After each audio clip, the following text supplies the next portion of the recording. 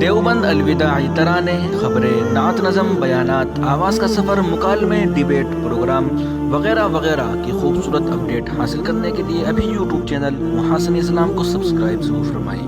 Bell icon پر click کرنے سے آپ کو ویڈیو پر وقت مل جائے گی۔ السلام علیکم ورحمۃ اللہ وبرکاتہ۔ بسم اللہ الرحمن الرحیم۔ دارالعلوم دیوبند کے دارالافتاء میں ایک سوال پوچھا گیا ہے، میں آپ کے سامنے پیش کر رہا ہوں، سماعت فرمائیں۔ کیا فرماتے ہیں مفتیان کرام درج ذیل مسئلے کے بارے میں؟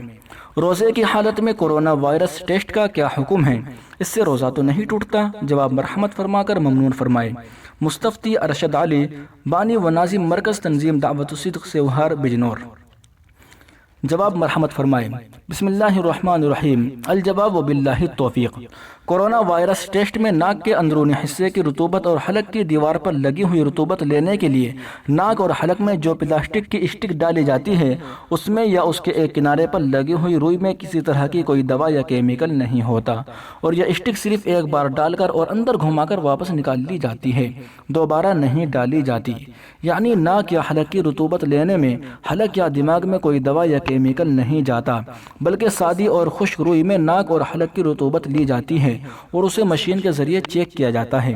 لہٰذا روزے کی حالت میں کورونا وائرس ٹیسٹ کے لیے ناک یا حلق کی رطوبت دینا جائز ہے، اس سے روزے پر کوئی فرق نہیں پڑے گا۔ دوستو، یہ فتویٰ دیا گیا ہے دارالعلوم دیوبند کی جانب سے۔